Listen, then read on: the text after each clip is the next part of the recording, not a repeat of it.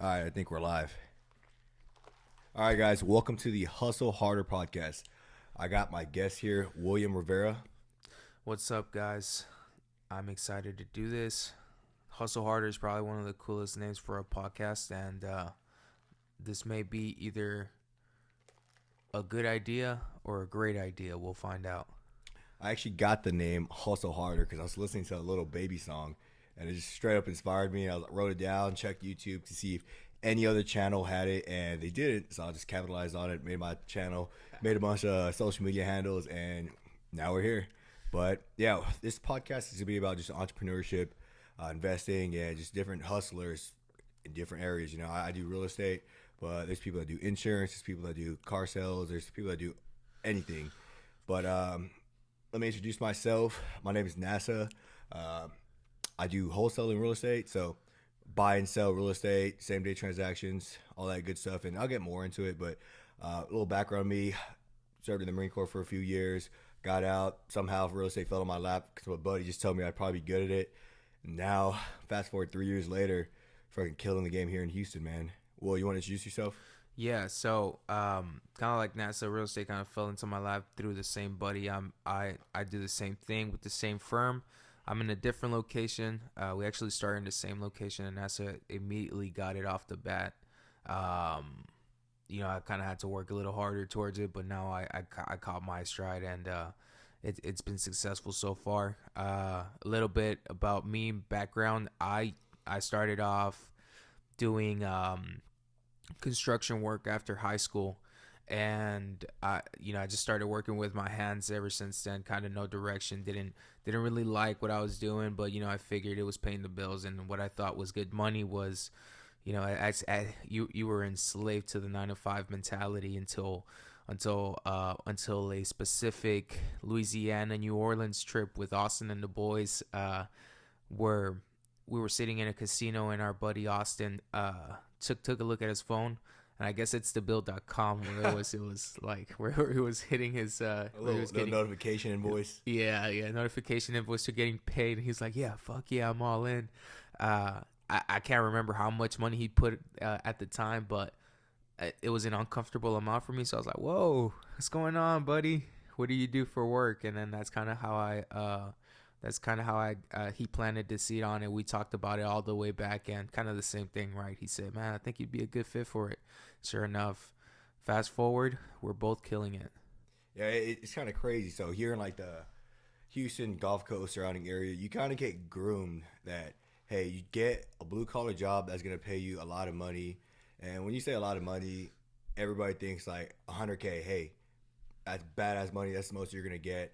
And even me myself, like when I first got here, I was gonna like explore a job where blue collar work. You're working at like different plants and stuff like that here in Houston to Louisiana area, and like just a little bullshit shit here and there where yeah, you're busting your ass working 12 hours days, 7 days a week, probably like for weeks on end, but you get that mentality like get that job.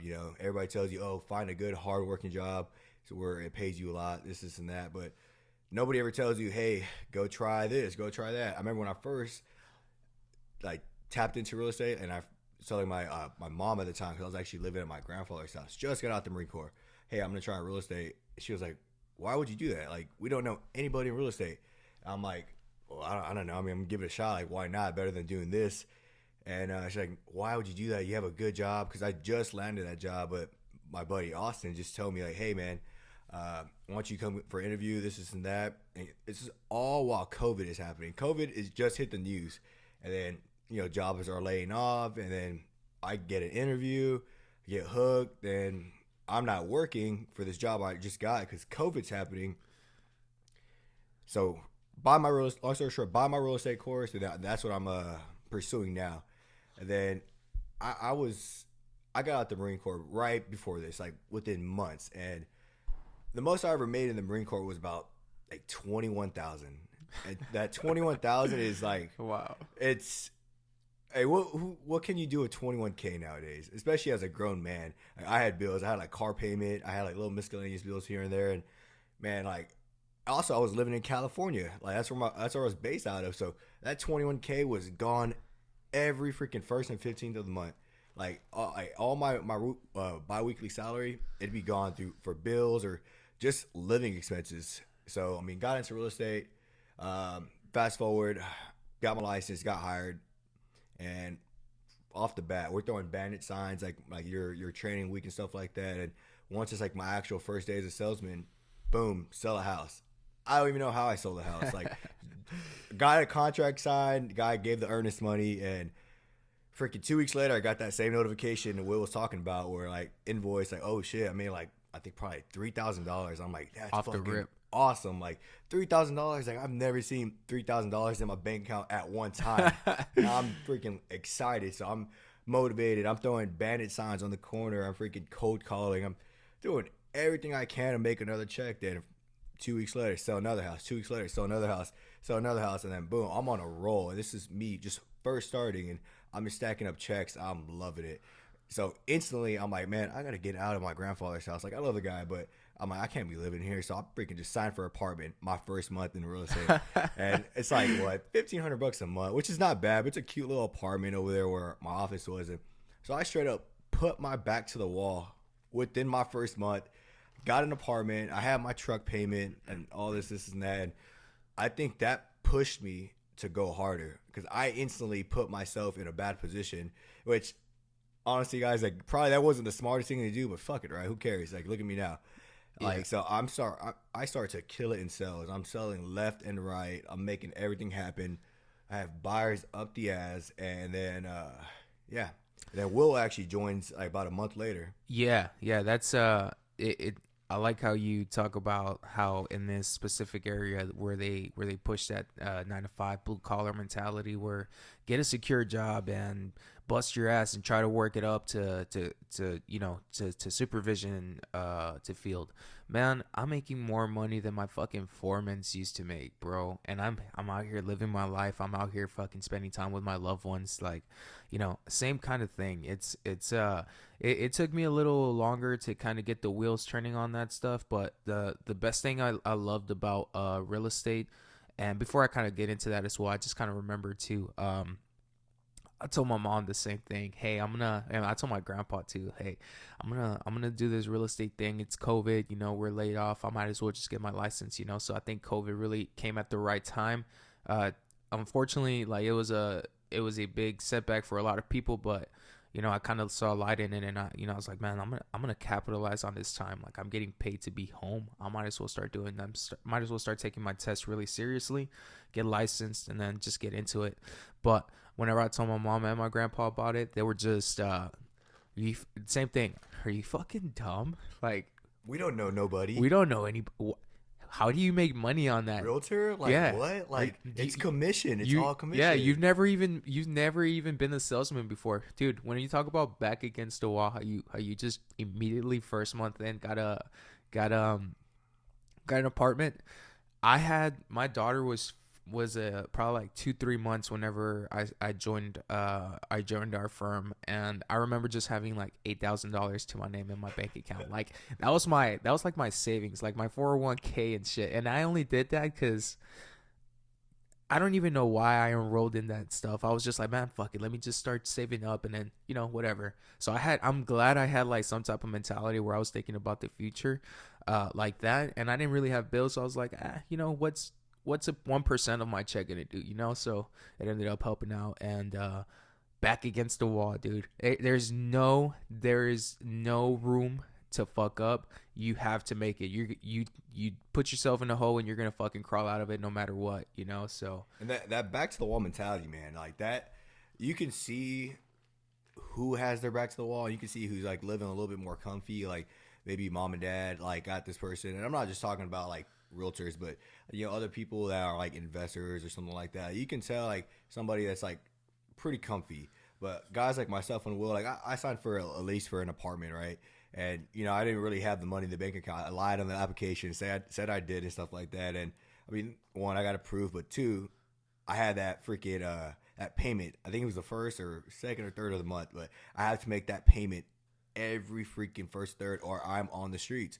And Will had a little bit more on the line than I did. He had a freaking kid, he had a girl, and he had a freaking house he's renting. So he went from like, yeah, I got a steady paycheck. Like I'm in this blue collar 9 to 5 job. Oh, freaking, I think it's like 4 a.m. to Yeah. freaking 4 p.m. or something Dude. like that. So some like crazy shit.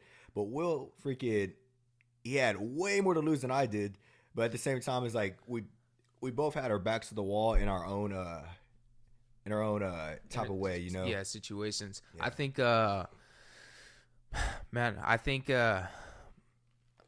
people, and then people look at us and probably think, man, you're crazy. At the time, now we're not that crazy anymore. I think there's power in people who can see the upside in something, even in a bad situation. Yeah, there's the risk of failure, there's a risk of embarrassment, there's a risk of financial instability, but there's that upside. You could fucking make it work. You could absolutely kill it. You can absolutely change your life. You can learn your knowledge. It is not necessarily real estate, right? But whatever, like you mentioned, anything you get into, if you're an entrepreneur where you're working your own hours, where everything you do goes towards your business, why the fuck wouldn't you not make it work?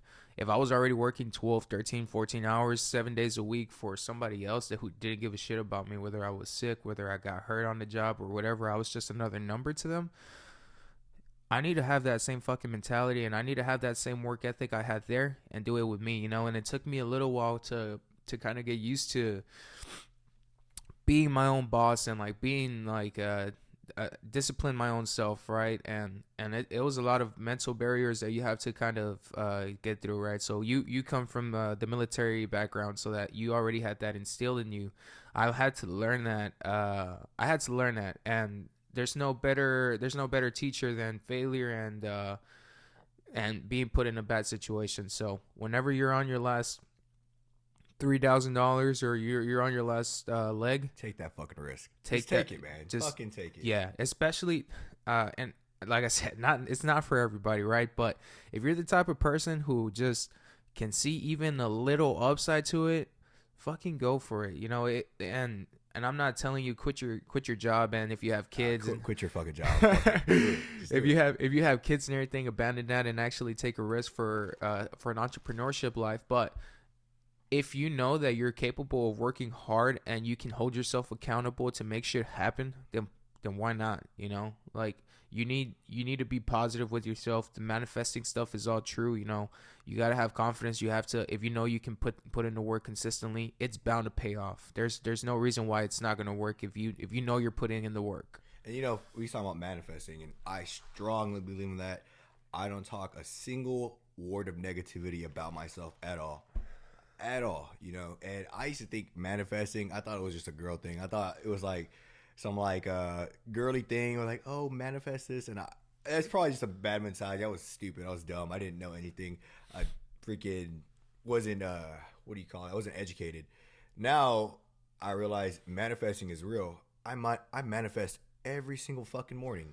And this is me, just my self affirmations and different things that I want in life, and I tell myself that every morning, like, oh, you got it. And I got my own. I know Will has his own too, but I strongly believe in manifesting, because like 3 years later, we've both been in the game about the same time. We're fucking killing it. Like, we are crushing it here in Houston, and I mean, nobody can tell us otherwise, and it's pretty badass going from like taking that risk where everybody's telling us don't do it, we don't know nobody, like stick to what you know, to just crushing it. So that's what I love about this, like a 1099, being an independent contractor, like just taking that risk, freaking putting that back to the wall, and me fighting out of it. It's like you've seen like the boxers in the like when you watch boxing and stuff like that, where they're in the corner of the ring and they're getting their ass whooped, but then you start to see them, like they get just a ounce of like energy, and they start freaking fighting back. They're throwing left hook, right hook, uppercuts, and they're backing out of that wall, and then they're just boom, and then guy wins the fight. Man, that brings me, when you talk about that brings me back to that Leon Edwards versus Usman fight, where he was just getting where he fucking came out swinging towards the gates, did a badass job, and then getting ragged all in between all the middle rounds, and then that last championship round, fucking 30 seconds left in the clock, or 15 seconds, whatever it was, head kick to the face and done. For our MMA casuals or guys that don't know, like mixed martial arts or the UFC, Leon Edwards just fought Kamaru Usman about 2 months ago for the belt. basically Kamaru Usman is a dog. He's a fucking beast. He's power pound best in the world, and he's beating Leon Edwards' ass the entire fight. And I think it was like the last minute or the last 30 seconds. Leon Edwards just being persistent. He's freaking fighting. He's throwing all his combos. He's not giving up. He's not like conceding because he already knows like I lost all 4 rounds. He freaking throws a head kick like he's supposed to, knocks Kamaru Usman out. The champion, I think he was on like a 14 fight win streak. Never been knocked out. This guy is fucking ruthless. And stud. Straight up stud. And here comes Leon Edwards, who's already lost to him once, and fucking head kick knocks him out. So something I took from that fight, and you can translate almost anything into your real life, right? I'm typically one of those guys who starts off pretty strong in something that I do, and then I kind of lay off the brakes, and I get comfortable, you know, and I start just kind of fucking up, and maybe I'm not as passionate out as I was in the beginning. So I kind of look at like that fight, and I just think like you can turn in that 25 minute fight and translate it into life. You know, you may start off strong, get your ass whooped all in between. And then shout out to his corner too for believing in him and slapping him back into the fight. You know, he's just like, man, come on, like, are you fucking kidding me? You're fighting for the fucking belt, man. You're gonna give up like that? And then some people think like, oh, you know, if he doesn't have enough motivation to fight while he's in the title fight, like, then he shouldn't deserve to be the champion, bro. You need people in your corner that will hold you accountable and that, you know, kind of believe in you the way you believe in yourself. And sometimes you do forget what the vision is. You do forget what the final objective is, but you just need one person to kind of slap you back into it. You know, somebody you respect, or a loved one, or somebody that believes in you to just kind of slap you back into that journey, to that line, to your path. And bam, shit can happen, man. And yeah, Leon Edwards freaking won the belt in the 5th round when everybody thought you were done for. They already counted him out, freaking went in there and won. But like William said, like his coaches were freaking like, tell him this is what you need to do. You're gonna freaking lose. Like they're being honest with him. Like they're not, hey man, you won this fight. You're winning. Like, they're saying you're fucking losing, man. Yeah, you don't need fucking cheerleaders in your team, man. You need someone who's gonna tell you straight up to your face, you're fucking up. Seriously. Yeah, if you have just nothing but cheerleaders for you, then that's just like environment you shouldn't be around. Like like UFC fighters, like MMA fighters, all that, they all have coaches. But even at the level like we're at, like me and Willem, we actually have business coaches. Me and Will have business coaches, man. We have mentors. Like I would say I probably have like 2 or 3 mentors that freaking talk to you about damn near every day. And then I have a business coach you talk to a few times a month and stuff like that. So we have coaches in our corner for doing real estate.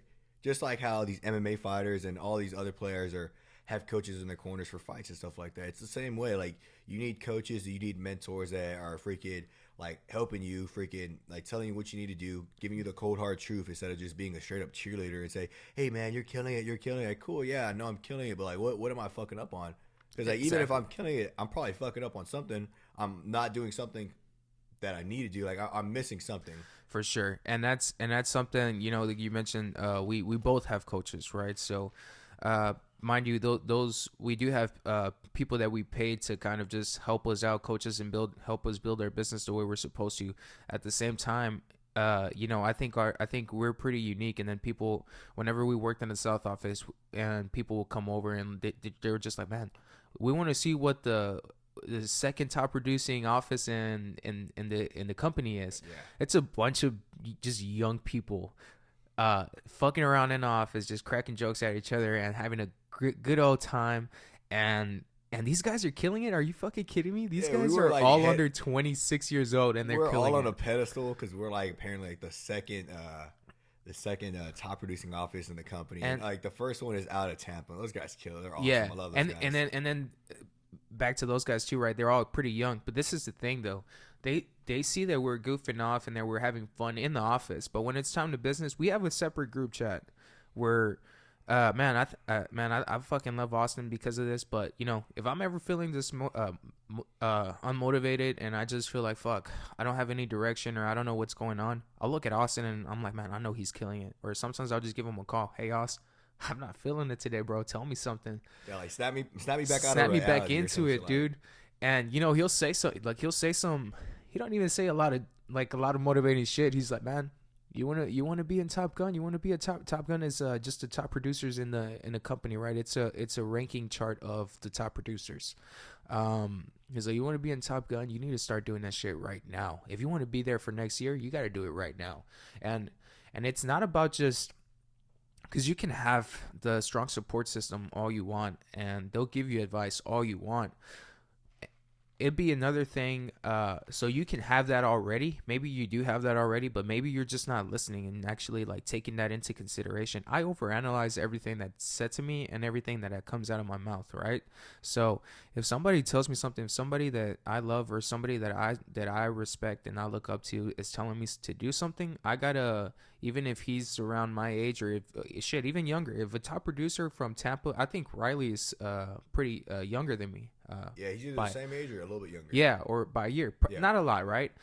But if I can obviously see that he's fucking doing better than me, and he tells me this is just an example, right? If he tells me, hey, you gotta drink 5 gallons of water every single day, I'm drinking fucking 5 gallons of water every day. You know, like I'm taking that advice and I'm fucking applying it right then and there. I'm not waiting tomorrow. I'm not waiting the next week. I'm not waiting for the New Year's. I fucking hate that mentality of I'll start Monday. For what? If you start fucking now. Yeah, if you have a goal, fucking do it right now. Stop what you're doing and start doing everything you can to reach that goal right now. Whenever people give me a date of when they're gonna start something, I immediately take them less serious. Like there's people that hit me up all the fucking time. Oh, I'm gonna get into real estate. I want to do this. I want to work with you. I want to do what you're doing. Cool, man. When you ready to go right now? You ready? Like, I can take you back to my house and I'll show you everything what you need to do. I'll pull out the laptop, give you the tools, freaking tell you what courses to buy, this and that. Let's get it going. Oh no, but like in 3 months, man, like I got to do this. I'm like, I immediately take you less seriously once you tell me some shit like that. I'm like, all right, bro, like hit me up when you're ready. 9 times out of 10, they don't hit me up. Yeah. And I'm like, all right, I already just weeded this person out without having to freaking do anything. I left a finger to weed this person out. Yeah, it's a crazy thing, right? Because like you said, I do kind of the same thing. I like surrounding myself with the guys who show me they have spark. Actually want it. That actually want it. That maybe, and like I said, not necessarily just real estate or anything, right? But if I see you fired up about something and you actually have ambitions and stuff, that's somebody I want to be around with. That's just contagious. Like NASA, I think me and you are kind of, man, I fucking hate that you say it, man. Fucking say it. I hate that me and you, he told me one time that we're kind of the same person. And I'm like, nah, there's no fucking way. You're an asshole and a little more outspoken, and I'm kind of more nicer and like to people and stuff like that. But he's nicer like in like public places, but behind the scenes, he's a fucking dick too. I'm a dick to my friends, right? So, but whenever he started analyzing the stuff like how we are in common, I was like, fuck, am I really like this douchebag? I'm very outspoken. I will own it up and say I am a fucking douche, but I will own it to the day I fucking die. But outspoken wise, like I'm pretty freaking loud, and maybe because I can't hear, like I think in my right ear as much, but very fucking loud. And whenever I'm hyped up on caffeine and I'm freaking excited, motivated, I'm freaking letting everybody know, like, let's fucking go, let's get it today. I'm being too much. It'll be 7 in the morning. We got or 8 in the morning. We had a morning meeting at our office to say like on a Monday. Everybody's dragging ass, walking in, and I'm like, "What's up? What's up, motherfuckers?" Like, yeah, like what we doing today? Like, just on some bullshit. Like, I can see why people are like, "Oh, this guy's being too much," or if I'm killing it, I'm like, "Man, I just sold 4 houses. What the fuck you doing, motherfucker?" And they're like, "Oh, why is this motherfucker talking to me right now?" Like, so I think we have some of the like core characteristics, and we just kind of go about it separate ways, right? But man, I think it's really important to have that type of mentality and to have that drive, to have that little crazy in you. You can't be different and not be average at the same time. You just can't. You need to have something to you, whether it's your personality, whether you get a little crazy in you where you just want to fucking get it, like you said. If you're fired up, be fucking fired up. If you like you're saying, like it's not just personality. Like I was talking to one of my buddies. He's actually still active right now in the military, and we're talking about how one of our previous staff NCOs, awesome guy, but he would always like say this shit where, hey, false motivation is still motivation at the end of the day. Basically, like you're you're falsely motivating yourself or your peers with like fake motivation, then eventually it turns into real motivation. Like, all right, cool. You're speaking it out. Like, you're basically manifesting motivation by kind of being sarcastic about it, and then eventually like, you're motivated. It's so weird. Like, there's times where like I am not fired up. I am tired. I'm beat. I missed out like on 3 sales or 3 buys or something like that, and I'm beat. Like, I'm kind of like mentally drained, and like it's like Thursday or some shit like that. Where I'll be fucking falsely motivated. I'm like, I'm fired up. I'm just telling myself I'm fired up. But am I fired up? Probably not. But I am falsely motivating myself to become motivated again. Let's talk about some of the things that you do to kind of do to help you improve what you do in your job, whether it's motivation, whether it's outside stuff that kind of references back to your job to to kind of keep it going, or like what do you personally do? Because I have a couple of things that I do that I think, man, even if I don't want to do this, I have to do this because I notice that whenever I do this, my performance at work is 100 times better. What are some of the things that you do, and then I'll tell you what I do that physical training, working out. Freaking me and Will, we both do BJJ, also weight training and stuff like that. But like training and all that shit makes me 100 times better salesman, or however you want to call it, whatever the fuck I am, like investor. Like, if I am not training or I'm not being physically active every single fucking day, 7 days a week, I don't take a day off. If I take a day off, I'm doing fucking yoga. Like that's still me fucking burning calories, doing freaking physical activity. But I have to work out every day so I can be fired up, so I can like have a reason. Like, I've taken days off for like little injuries. I think it was 2 weeks ago. I took like 6 days off. I had like a little hip injury. Sometimes you have to. And yeah, sometimes you have to. And it pisses me off. Like I was trying to do stuff and I couldn't, and I kept on hurting myself again. But I was going through it that week. I don't know. I felt like into like a little lull. I didn't get anything under contract. I didn't sell anything. And I'm like, what is going on? And then as soon as like my little injury healed and I got back in the gym and shit like that, I didn't want to go train. Fucking killed it. Fucking smashed a few guys, and then felt fucking motivated. I was like, hell yeah, I'm fucking like fired up. Back. Confidence is back. That shit didn't even hurt no more. Woke up the next day, fucking drank my espresso, went to the office. Freaking, I think about like 3 houses. Like, it was probably 2 houses that day and then 1 the next day. So freaking started killing it again. I'm like, oh shit, like I have to freaking like do any type of like physical activity. Like I have to be freaking doing something to be killing it in real estate. And it goes hand in hand now. So now I won't take a fucking day off. Like I'll do anything like so I can make sure I'm freaking, even if it includes like going down to like my apartment gym and hitting some fucking random workout for 30 minutes. As long as I'm just being physically active, I feel way better than just not doing shit. Yeah.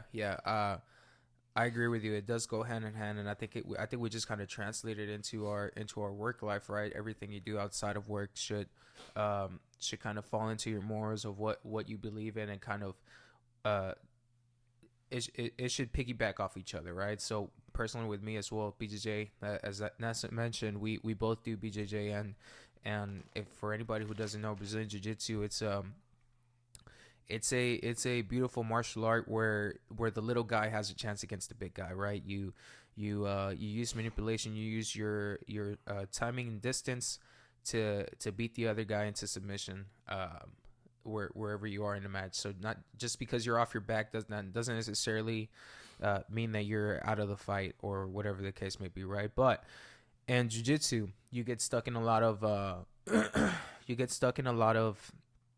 bad positions, right? So kind of like I mentioned how I translate that Leon Edwards and Kamaru Usman fight I translate that over into real life. I do the same thing with jiu-jitsu, right? So as the more stuck you are in a position, the more helpless you feel, the you get claustrophobic. Maybe someone's on top of you, you're fucking tired, smothering you, dude. You got all that sweat in your face, that heavy ass gi is in your mouth, and you're starting to freak out. You may be starting to hyperventilate, and obviously, tap if you need to, right? But if you can resist it a little bit, don't tap. Hey, unless it's joint manipulation, don't tap. Pass out. If you can resist it a little bit, man, there's always a way out.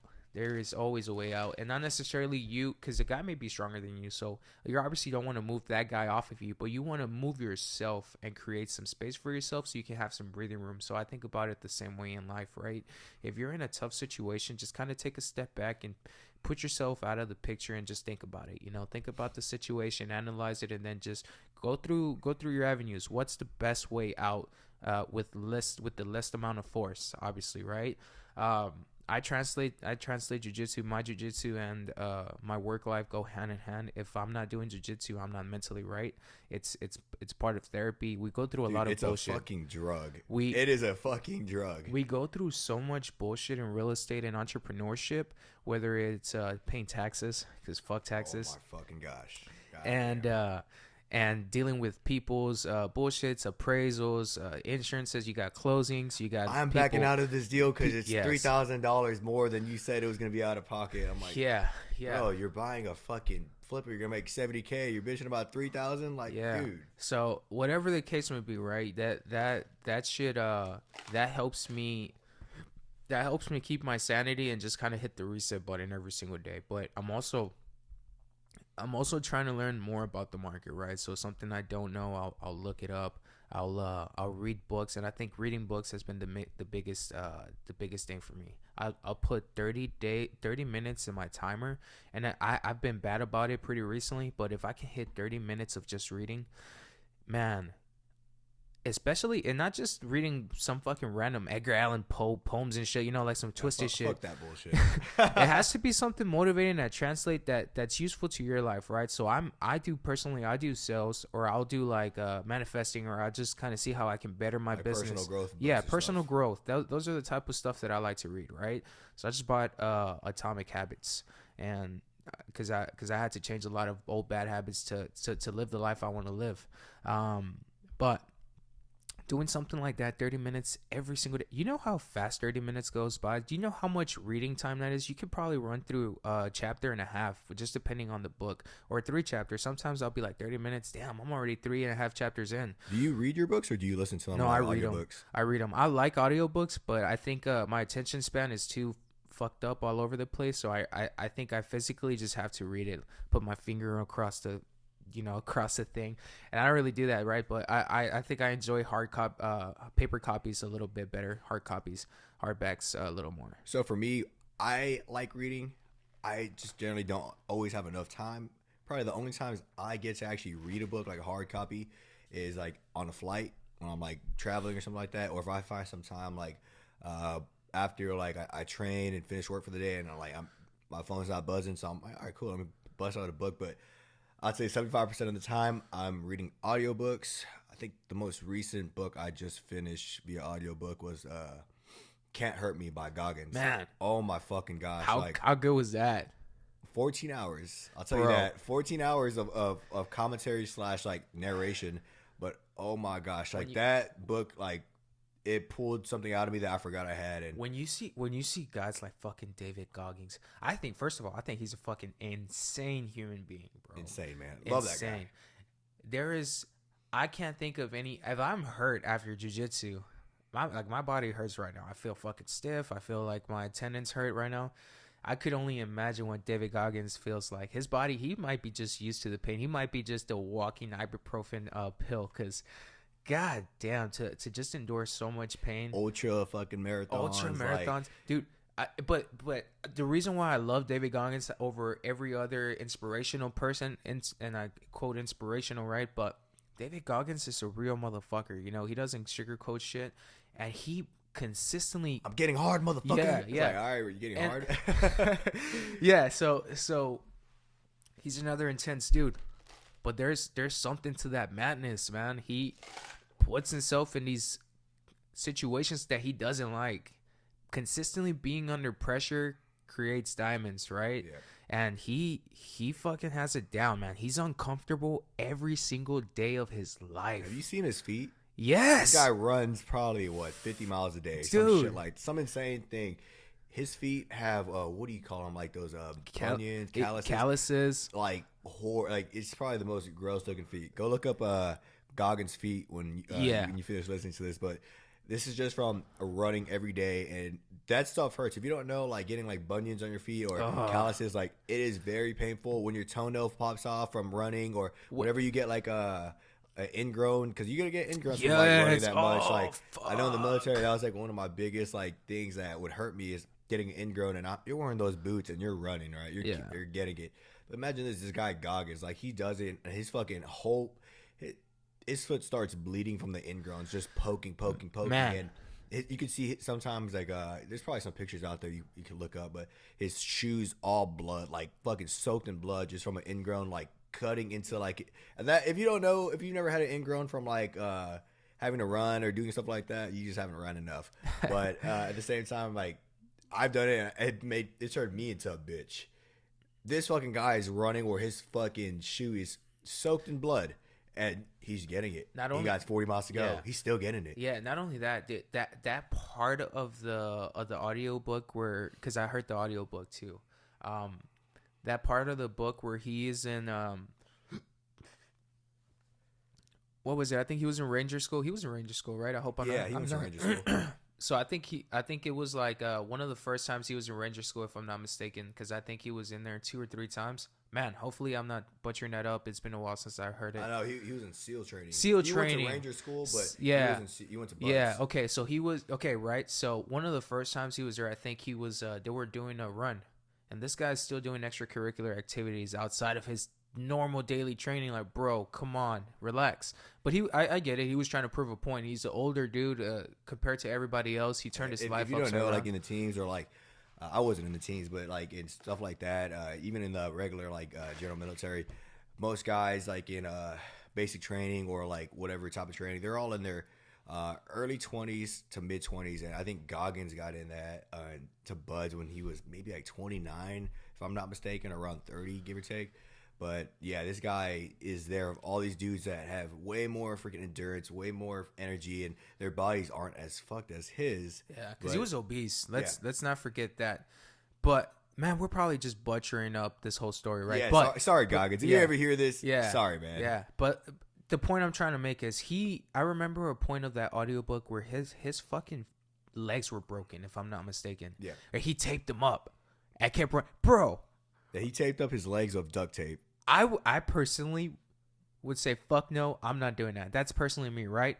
But I get it. Like, him, the type of person he is, and to having that mental strength to just fucking power through any obstacle put your way is fucking huge, man. And I think that's why he does what he does, is to just be, he wants, I think what he likes to do, and this is what I got out of the book, and maybe it's not right, but I still took it and I ran with it, because that's what I perceived it as, is that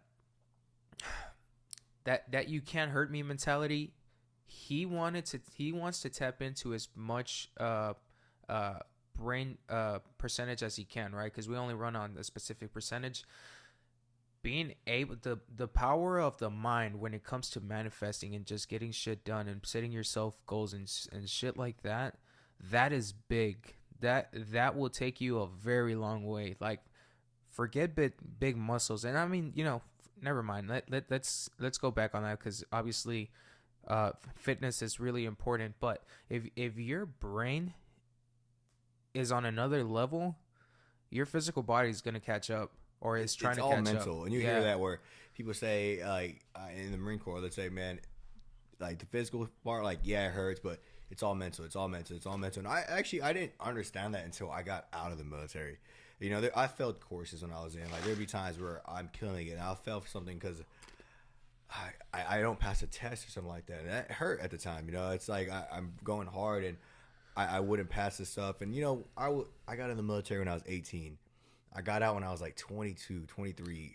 I was a little baby boy. Baby, dude. I was a fucking baby, man. But I am freaking leading these grown-ass men and going to these courses, learning fucking all this knowledge for war fighting and stuff like that. And, like, I experienced failures in all type of level. Like, I wasn't the best swimmer. I wasn't, like, the fucking fastest runner. But, I mean, it was just, like, a bunch of failure, I experienced that early on. I think that helped. It definitely made my life right now a lot easier to deal with, like, failing early on with really not a lot of lose. Like I never won a war. I never won a combat, so I never had to like actually like lose buddies or anything like that. So my type of losses were at like physical fitness level or like just like mental losses because I failed a test like in a course or something like that. A little more lower scale, but it Yeah, was still failure, right? yeah, So failure's failure at the end of the yeah, day. And you know, I having to experience failure puts you so like you got. I love this saying, and I freaking talk about it all the time. And you got to fail to win. You got to always. fail to win. Like most recently, like, I'll talk about my fails because I don't give a fuck. I lost my most recent jiu-jitsu competition. I got nervous. I'm a growth person. Like I'm a confident motherfucker. I'm probably the most confident person I know. I lost a little confidence walking into my little competition, and I mean I wasn't applying the basics that I know, and I got beaten by points. Didn't get submitted. Fuck the other guy. But long story short, I still fucking lost. But I'm a grown enough man to like I've already experienced losses. Go back to the drawing board, get more confident in the things that I was lacking in, freaking get back to it. You know. Yeah. So like losing, you got to be okay with losing. You have to be okay with losing, but you got to lose to win. You know. Yeah. Like that's where like you get the winner's mentality. Every fucking winner has lost before. Every fucking winner. If you're not losing prior to preparation or to your big goal or whatever, then you're probably not learning. You know, that can really cripple someone. I think and I think that's the same thing right back to the jiu-jitsu thing. So I push myself hard every day and in the gym, right? So I go for the biggest guys. I go for the better guys. I know when I know someone is better than me, you don't want to get beat up every single fucking day of your life, right? But you consistently want to test yourself. So what I do, there's this guy that I like to train with. His name's Jason. He's a brown belt, bigger than me, ex MMA fighter. Whenever I'm training with him, I just feel the pressure. I feel like he beats my ass, right? And occasionally I have to kind of roll with him to just kind of gauge where I'm at and what I need to focus on. So I need to lose. I need to lose to improve. So I'll always I've lost Basically, like being humbled. yeah, you need to be humble. You need to see where you need to improve at. But I've lost so much shit in my life, and it'd be another thing. You'd just be an idiot if you just lost for no reason and kept losing and losing over again and not take anything out of If it. you don't win after losing a certain amount of times, then you just suck. Yeah, but not only that, you need to lose and actually analyze what went wrong and learn from it. You know, you can't just keep losing and losing and losing and keep making the same mistakes over and over again, because then you're just a fool. You're just an idiot. You need to learn from your losses and then actually evolve from it and see where you went wrong and just keep going. The same thing with life, right? Anytime you've lost, man, it's not the end of the world. An average lifespan it's like 70 to the year 70. I think it's like 70 to 90 now. All right, yeah, right. So 70. I lost in a big example, right? 16 years old, get your you lose something. I don't know. You got your heart you got heartbroken or something. Yeah, right. Are you gonna fucking roll over and die because of one fucking person when you have 60 years left of your life? Like, come on, bro. Yeah. You gotta learn from those mistakes. Learn what you did wrong, and then just take it and apply it into the next one. Yeah, we're gonna apply it. So what we're actually gonna Change turn topics. into we're gonna change topics. We're gonna talk about what we do. So me and Will are licensed realtors, right? We do real estate here in Houston, but we don't do your traditional real estate. We do investment real estate. So like the house flippers, people that flip houses and stuff like that. Yeah. We're the guys that the house flippers buy the houses from. So we flip the houses to them first before they even get to flip it. So what we do is we buy the house, we get it under contract, we close on it. Then the same day we close on it, we sell it to the other investor the end buyer that's gonna flip it. So we make our money in between. Don't get me wrong, we get commission sometimes too. Definitely helps being a realtor because like sometimes stuff's listed on the MLS and you get it from there. But majority of what we do is off market. I would be gladly to say 90% of the properties that we buy are off market properties. That's pretty big. So a lot of markets it's not off market. They get to buy stuff off the MLS. But I mean here in Houston, like we pride ourselves in, we have the off market opportunities. But I mean the way we get these opportunities is by making relationships, and that's a big thing in the sales industry. Relationships. It's actually a big thing in life in general. Relationships, like you date a girl, you got a relationship. You want to make your relationship better every day, right? And the same thing with your work. Like us, like I want to make the relationships I have with my other agents and contacts better. So it's kind of like you have like you're dating your profession. You're trying to make your relationships better. But back into what we do, like you want to explain a little bit on your end? For sure. Yeah, we like NASA mentioned, we buy properties preferably off market, and when we go ahead and turn around and resell them to investors and assets, whereas conditions, we don't make a ton of money. We're kind of transitioning, shifting. We make a ton of money. We don't make a ton of money per transaction. Yes, yeah. Fucking NASA. Yeah, so we're gearing more towards the hard money side, right? I know you're currently trying to get your NMLS license. Yep. I'm hopefully I'm doing that pretty soon as well. I got to get over these CE courses right now. If you don't know, NLMS license is license for loan origination here for any type of loans. Right. We're gearing towards more of that, right? But like NASA said, this is at the end of the day, everything's a relationship business. So where I provide value to my buy sources, we are a cash buyer at the end of the day. Last year we purchased 533 properties all across Houston. We just expanded into our 4th location in the Southwest area. That's where I'm at. Why I provide value? I am a cash buyer at the end of the day. I'm giving you an offer based on based on what's going on in the market. I take a look, everything that I do, I walk every single house, I analyze every single house, I put a rehab on it, and that's, I'm glad to say I haven't been able to pull through into my in a house probably a handful of times. I can count it in one hand, right? I just couldn't make it work, right? But that being said, I have more success more than anything else. If I give a number to somebody, I'm good for that number. You're gonna fucking close on I'm that. gonna close on that number. You know, I want to be the solution for the realtors who probably don't have a lot of cash buyers. We are a cash buyer. 2, we have the closing statements for it. We will always close on the property, right? And not only that, if it's off market, I don't need a commission. Please, you know, keep my commission, give it back to the seller, whichever makes the situation faster. It's as is, where is. You don't have to worry about cleaning out the house. We'll deal with the shitty situations. Leave it a dump. Leave it a dump. Maybe it's a crazy situation where it's a divorce. It's a divorce property, or I'm just making this up, right? It's a divorce property.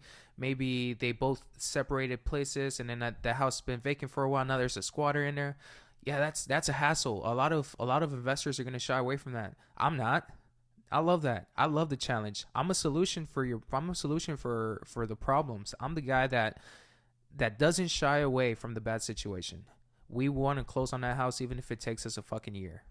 By the way, fuck squatters. I had to deal with a lot of squatter situations last year. Bad year to be doing that in Texas or actually anywhere in the United States. So many moratoriums and all that stuff for squatters, and people would take advantage of that. But back to what we were talking about, wholesale real estate, like that's what we do. We wholesale investment properties, and there's always a bad stigma with the word wholesale. People don't like that, and we're here to provide you a solution. We were trying to provide you value. Yes, we want to make a buck. So do you. But one thing that we do is, if like you say, if we give you a number, we're gonna fucking close on that number. And let's say I'm offering on this property, you bring me this off-market opportunity, right? And you say, hey, they want 150, and my real number I need is at 120. And maybe they're like, oh, we don't want any contingencies, this, and that. Like, that's fine. If I need this property at 120 so I can sell it to my investor at 130, I will fucking close on it. I will put $5,000 of earnest money, non-refundable, fucking option period. What do I need an option period for? I believe in my numbers so much. I believe in the bids that I got from my GCs that prove this is how much work it's going to need. And my comps are so much on point that I'm okay with that. Let's put 5,000. Let's put 10,000. You want 10,000 non-refundable? Oh, no, Nas, that's a little too much. We're okay with the 5. Okay, cool. Let's do that. I have the earnest money and title by the second day. I'm going to wire it. I'm not going to wire. I'm going to send it via check. But, if I'm telling somebody, if I'm offering on something, it's because I'm gonna close on it. And if you close enough of a certain like agent or something like that, they're gonna love you. Like, man, this guy fucking gets it done, and they're referring you to all their little friends, all the people in their brokerage, and I mean that's one how you get out there. And then that's how you make a repeat and referral type business just by freaking closing. Man, that man, and that's kind of one thing I harped on early in my career, right? Relationships. I always wanted to make sure that whether if I was selling a house to an investor, they were doing good, checking up on them if they needed anything. And this is where I hold value, right? This is where my value kicks in. I have GCs that I work with. I have specific traits. If you need foundation bid, you need a roofing bid, you need an AC bid, I'm gonna hook you up, dude. I'm gonna go to bat for you. Shit, even on the buying side, if I can't buy the house, okay, that's fine. You know what? What do you need? If the owner needs a foundation bid, let's get them that. Because like you said, relationships. If we can't make this one work, that's fine. Let's work on the next one. We're always gonna have somewhere to work in, right? But back to where I hold value to my investors. I am a gateway to whatever resource they need. If I don't have the answers for it, we've been around for over 20 years in Houston. I think it's 20 now. 20 years in Houston. If we buy consistently 10 to 20 properties every single month for 20 years, we've built up this connection already with contractors, with other different vendors, whether it's insurance, builder's risk, dude. I love recommending my builder's risk lady. You actually put me on with her, Stephanie. Yeah, she's great. Stephanie is fucking awesome. Anytime I send a builder's risk to any of my buyers, they're like, damn, that's competitive. Yeah, that's $300-$400 cheaper. I just saved my guys $400 on a builder's risk quote or whatever the case may be, right? Foundation bid. A regular company is going to charge you for, let's say, a 2,300 square foot house that needs foundation. Man, let's just $12,000. Well, it's probably north of that, to be honest. Yeah. Well, these guys' net worth can get you someone who can do it for $8,000 with $8,500 with warranty. So that's it. That's where I hold value. Squatters, man, NASA. I just sat down and I talked to this a little bit briefly about you, right? But we're always networking with people. I just sat down and had a lunch with a lawyer who absolutely loves getting rid of squatters, man. He is the real deal. He's also an Army veteran. I know that's where we met at the Army, at the Veteran Expo. He feels for landlords and those squatter tenants. This is what he told me. I love this guy's intensity. I have 100% rate of getting squatters out in Harris and Forest and Fort Bend County. And I was like, Chris, we're gonna do a lot of business together, buddy. We're going to do a lot of business together. So I'll hold value to that as well, right? And on the realtor side as well. What do you need from me? What do you need from me, Miss Realtor? Listen. You need anything. Let me know. If you need anything. Maybe you're running late and you really have to host this open house. Bro, I will host that open house for you. I'm a licensed realtor myself. I'm not going to make anything on that. But if I can make your life a little easier, I definitely will. There's times where I bought properties I don't think I should have been buying for the firm. And we still do it because they need to close in like a week. Unfortunately, I'm like, man, it's a tough time frame. It's a tough time frame for a regular buy, but if you really need it to close, I need it at this number, right? And the position we're in to buy these houses, like we always want to make a buck on them. We want to make our little 10K in between, and you do enough of those, like it turns into a lot of fucking money. Thing is, we don't make money on every single property. We don't. We lose money sometimes. Yep. I've lost. I think in 2021, I lost like $15,000 for the firm. That's a loss, man. Yeah. Like, no matter what type of business, that's a loss. Like on your P&L statement, it is a fucking loss. Mm-hmm. And that came out of my paycheck. And I had to have a hard conversation with my manager, which is okay. He helped me take the loss to better the relationship I had with said name investor. But at the end of the day, he's like, hey man, I'm trying to help you. And that's why my manager is the fucking best manager out there. Because he's like, I'm going to take this loss for you. We're going to split it halfway. It's going to come out of your checks and come out of my check. But what a guy. Just learn from this. I love Ricky, man. What's 15,000? What's that? 7,500, right? 7,500, yeah. He had to pay $7,500 out of his pocket. And I had to pay $7,500 out of my pocket. Or it was some dollar amount. I think it was either 10 or 15,000 or some shit like that. I can't remember. It's 7 a.m. right now. Tired as hell. But at the end of the day, we took a loss to help that relationship continue growing. And who the fuck does that? Yeah. No other wholesaler in this fucking country. Not when I say Will take a city, loss. state, Country. country will take a loss Yeah. to better relationship. Like maybe there might be one or two, but we took a loss to freaking better relationship. We didn't make a single fucking dollar. Yeah, and this is the thing, right? Like you went back and you said that wholesalers get a bad stigma, right? Yes, they do. I completely understand why they do, because there's some people that just get stuff under contract For shits and giggles. And thinking they're gonna do a month closing, and then they think they're gonna find an investor for it, and their numbers are completely off, right? Yes, I get it. Those guys are tedious to work with. They Make don't us look bad. They make us look bad, because at the end of the day, I'm a licensed agent. I have a license to hold. We're held a little bit more accountable by having a license. We're held more accountable, and not only that, like you said, I've taken losses too, man. I've taken a lot of losses, but if it made my contact situation a little better, and I know we can do some repeat business, then I'm willing to take that hit up front. And how Ricky is willing to split the losses with you, that's really cool, man. And it kind of shows how the type of manager you got. Type of manager, and not even that, not just a manager, but a leader. A mentor. Leader. That's. Hey man, I'm gonna take this loss with you.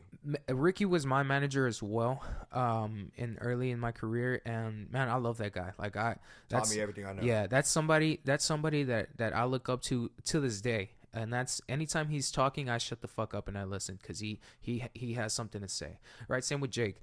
Jake is that type of person as well, where he's a fucking great leader, and I'll take that loss with you. Yeah, and he'll go to bat for me, man. Like he'll go to bat for me, and I'll do the same for him, right? Whatever he needs. And we look up after each other, and that's what a leader should be. Not just bossing you around and hey, do this, but actually leading by example and being that figure that you need to see in the office is fucking crucial. And we're not saying take a loss right up front, right when you get started, right when you got $3K in your bank account and you're trying to make some money. Don't take a loss then. Like, be a little bit more cautious. But this is when we're running and gunning. Like, I was already making some serious change at this point, and I'm like, all right, cool. I'm contracting someone. I think I had 10 deals under contract that month. That's insane. All sold. And something happened with these properties, and I have enough money already in the bank so where, yes, I gotta pay for this loss, and me and my boss are splitting it half and half, but I still have to come out of pocket money for a deal, you know. But long story short, yeah, we're at 7 more minutes. We're gonna keep it short, do an hour on this one. But you know, taking a loss isn't the greatest. It sucks, but it's a learning experience. One, I learned a ton from it, and then the freaking 2 months after that, I do double amount of deals that I did that month, and I'm like still fucking killing it. Yeah. I took the loss, but I rolled with the punches, fucking bobbed and weaved, and just fucking kept on fighting out. Like basically, like when we're talking about the back to the wall situation, that shit put my back to the wall. It made me like mentally, it was a barrier, and I said, fuck it, let's keep on going, let's keep on doing deals, let's keep on wheeling and dealing. There's nothing better than to have a relationship built up where your whole network is just people that knows each other, right? And same thing whether it's on the buy side or sell side on my end, man. I love being able to be a solution for my guys. I love whether it's a realtor who needs a fast closing, or maybe the situation, because obviously, you know, if the house doesn't work for us and it's not intended for us, I will let them know from the get go, right? Yeah, I want to buy every single house, but I'll be honest with you, like, you gotta say no. Yeah, you gotta say no. Sometimes you have to say no, man. Sometimes the house may not be the right fit for us. You know what? This one's. I just had this pretty recently where the house that I took a look at was off market, needed some work. It was dated, but they were asking near the ARV after repair, which is the after repair value. So they're basically asking what the property is worth. Right. After repairs, and it still needed, and to my calculations, in here $65K in work. That's a lot of work if you don't know that. That's a lot of work. So I told him, you know what? Like, thank you so much for the opportunity. I'm gonna get you an offer, but I'll be completely honest with you. I'm gonna be so far off on this one. What we're looking for, and you know, in today's market, there's gonna be better looking houses at that price point that are similar to the square footage and bedrooms and bathrooms than this one. So hopefully he sells it, and because I always wish well on everybody who sells a house and buys a house, but you know, this is where I need it, and I know it's going to sell regardless to somebody else, maybe a homeowner, because it is a tough time right now to buy a house. But let's do the next one. Let, let's keep it going. let's Keep on sending me more stuff. yeah Like if this yeah one doesn't work out, but who's to say I don't buy the next one? And I exactly. always tell people like, hey, this one just doesn't work for us, but let's just move on to the next one. That's a good mentality to have. Like I said, our mentor, our manager, Ricky Sparks. Like this guy told me, hey man, stop worrying about this one. It's a dead deal. Yep. Why are you On to freaking, the why next. why are you worrying about this deal that is not a deal? Why don't you just move on to the next one? Exactly. And that stuck with me. If I offer on so many houses per week, I buy so many houses, and if I can't buy this one, I don't give a shit. I'll just move on to the next one. Yeah. We're gonna actually change topics one more time. This will be the last topic we talk about for the last few minutes. Current market where we're at. We're gonna talk a little bit about it, like where we're at as far as the investment side. I don't really care about the retail side. Yes, the properties we sell are eventually turn into retail, but as far as like what investors are buying over here, we're gonna touch on that a little bit, and we're talking about last year's market compared to what's going on right now. Last year's market, man. I mean, I think we joined real estate in a really, really wild time where Wild time. it man. was just the Wild West. People, and it took me It was the right in the like I think it's third quarter of 2020 we got in it. so I thought about this a lot, right? Because there's a 70% rule in real estate where you want to purchase a property of 70% of the after repair value minus the rehab, and that's what you want to buy it for to make a sweet profit on it, right? You get 30% of 30% of the equity. 30% of equity in the deal or a profit room, right? So last year's market, I think we were selling stuff at 85, 86%. That's stupid. 90 It's sometimes. so ridiculous. Insane. This is why it worked. The market was so unpredictable and consistently shooting up. By the time you were done, It was 70%. it was 70%. So the savvy investors got that. If the investors who were, oh, I'm looking for a 70% deal, buddy, good luck. If you buy a 70% deal, sell it to me for 80%. And I'll sell it for fucking 90. or 85, whatever the case is, right? Just as long as the number works for everybody. But dude, you don't see that right now.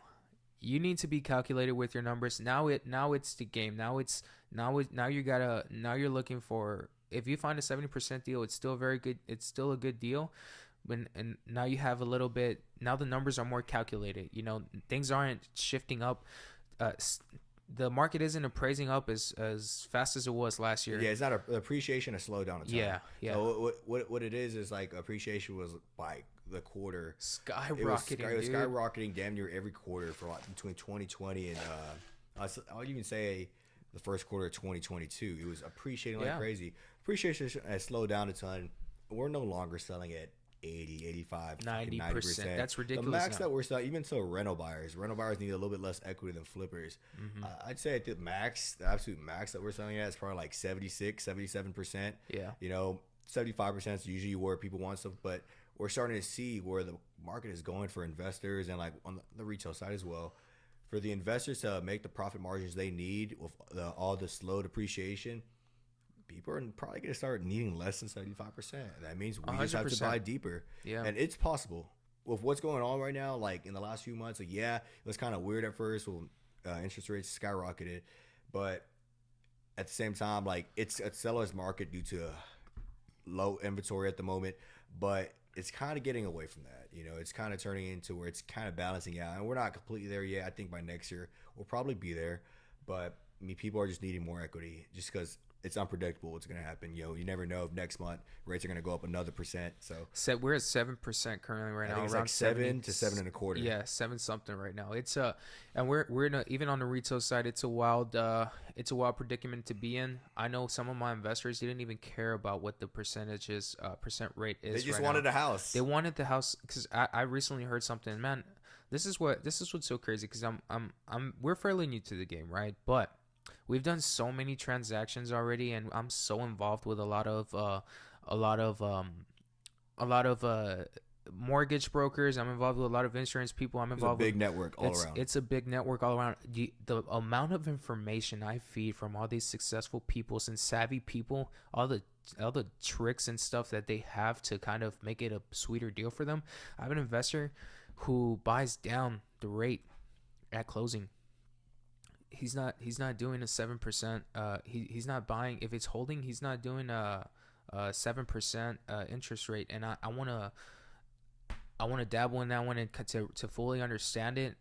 But he'll mention to me like, man, yeah, I'll just buy down the interest rate at closing, And I'm like, damn, I didn't even know that was a thing. That's crazy Yeah, to there's me. all these new tricks that are not tricks, but little things that are going on that people are doing to kind of like manage This what's going on in this current the market. savvy investors know what they're doing, right? Yeah, And that's why it's so important to just kind of always keep being a student.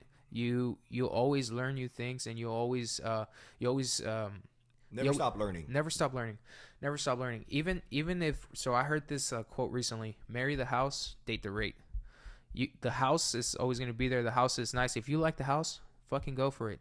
You're dating the rate. That interest rate it's going to go down, right? Eventually, Eventually. Even if it still keeps skyrocketing right now, you got a good house. You're in a perfect time to negotiate a house right now. There's builders. This is my investors too as well, that they're mortgage brokers. They work for a bank. They told me builders are in desperate need to sell right now. So there's new builds that are listed for, let's just throw out a example. 300K. 300K. They will take 240 to get that fucking household. Just get it out their inventory. Just get it out there inventory. Now this house, let's just say this house does appraise for 300K. You have 60K in equity into that property. Insane. That Instant is equity. ridiculous. That is ridiculous, man. For a new build, you bought this house in a new build because the rate is so high. You made it work for yourself, so now your monthly payment isn't as crazy as it normally is, dude. You just got a killer house, and now guess what? Whenever that interest rate comes down a little more, you get to refi out of it, and now you have a smaller mortgage payment. Basically, these homeowners are buying 80% deals. They're having that instant 20% equity. Like, let's say they had 60K in total equity. That's insane. Just from like new builds, like from a house that needs 0 pairs. That's fucking awesome. But it is the time to buy deep right now. And as the wholesaler agents like we are, it's easy to buy deep right now too. And it's gonna get easier and easier because people want to sell quick. They know, they're starting to realize it's not the seller's market where you could put a piece of shit on the market and it'll get bid up. It's not that time right now. A cash buyer like ourselves, like, we're doing pretty well. Our relationships are coming into fruition right now. People are just tossing us fucking the leads that we want, good quality leads that turn into paychecks.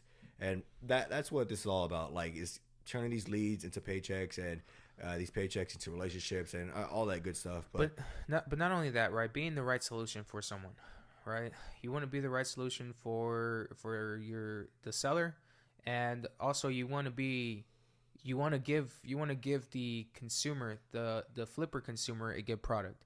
Because at the end of the day, if you end up fucking either side over, your business is going to shit. It's 2 dead relationships at that point. If you fuck over the person you bought from, your buy source, you're done. So if you fuck over your end buyer, you're done. Exactly. Like, so if you're running your mentality, if you're running your business and your wholesaling, especially wholesaling business, if you're running that your business in the mentality of make a buck, you're shooting yourself on the foot, and you're not giving yourself your full potential and opportunity. I've been in the game. There's wholesalers who are in and out of the game within their first transaction. Yeah.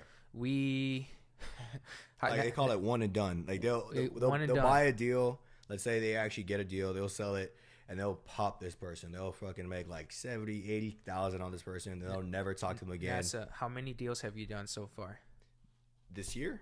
In total? In total, I would say probably over 100 plus. Over 100 yeah, plus. Over 100 plus. Over 100 plus transactions and going strong, baby. This is a stopping, long run. Not fucking stopping. This is a long run. You're an investor yourself. You bought that property in Galveston, so you understand what it's like to need that margin and everything. Yeah, and as an investor, so I wholesale, right? People are like, "Oh, you're just a wholesaler. You don't know what you're talking about. You don't know these numbers." Like, hey, I know these numbers. I'm an investor too. I buy flips. I buy rentals. Like, I know how much it's going to cost to make this bathroom. Oh, it's going to cost us $10,000 to make this bathroom. That's crazy. Well, my contractor can get it done for $25 because I just got it done on my property. You want this same guy to do it for you? Wait, he can do it for $25? Yeah, look at it. Look at the product. Here's some pictures. Now look at that. Oh now my your gosh. solution. Yeah, we're providing solution to the problem. And like, being an investor and also a wholesaler helps a lot because your credibility is there.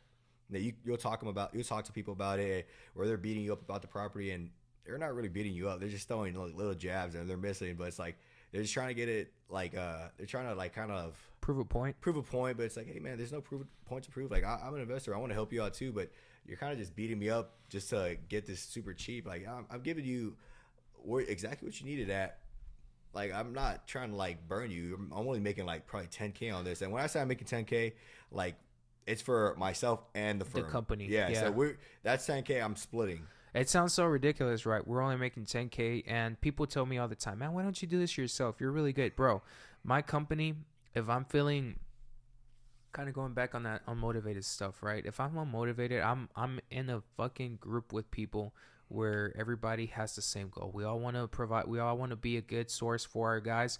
That energy, same thing going back, right? Surrounding yourself with the right people, surrounding yourself with high energy, high motivated people, that helps. Second, I'm with a company who's been doing this for over 20 years. You need that type of knowledge. You need that Type of mentorship. that mentorship. These guys aren't just gonna buy any house that we throw in their face. Like, it has to be a deal. they're checking our numbers. If it works for everybody, then yes, we're the solution, right? I don't ever want to be known in Houston or just anywhere, right? Where I just don't deliver. I want to be the guy who You want to always be that pulls guy up. that doesn't close, because that word gets around quick. Houston might be a big city. I think it's like the 4th biggest city in the nation, but the word gets around quick. Hey, William doesn't close. William at Net Worth Realty doesn't what's close. going on, man? Yeah, you know, it's me just talking shit. I'm manifesting bad shit onto William. Yeah, but right. Don't at do the end of the that. day, like, yeah, you might be making like a small amount per transaction. We're not going to discuss like splits and stuff like that, but at the same time, if you don't feel like you're making enough, just do more. Do 50 transactions per year. And when you're doing 50 transactions per year, It adds up. it fucking adds up, you know. And sometimes you make a little bit more than 10K, but the goal is just to make 10. If you make a little bit more, cool, whatever, no big deal. I'm just working on the next one, the next one, the next one, the next one, because I don't stop. I do not stop. I work 7 days a fucking week. I do not stop. Like, if I get a lead, I'm gonna work it. Unless I'm out of town, I might still work it. Might tell one of my guys to go, hey, go look this for me. I'm gonna get this offer out while I'm in San Diego, freaking chilling on the beach. I don't give a shit. I'm working. And yeah, that might not be the best freaking thing. You might want to like relax sometimes. Like, only time I relax when I don't got fucking signal. When I'm in fucking Tulum, Mexico, kicking my fucking feet up, I don't have signal. I can't work. So all right, cool. I'm gonna relax right now.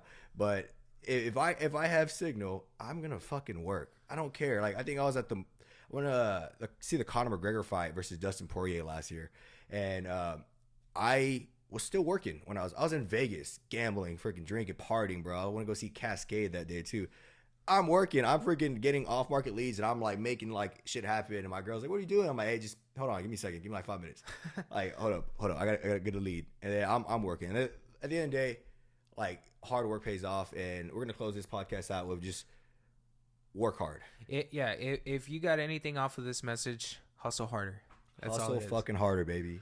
All right, guys. See you later.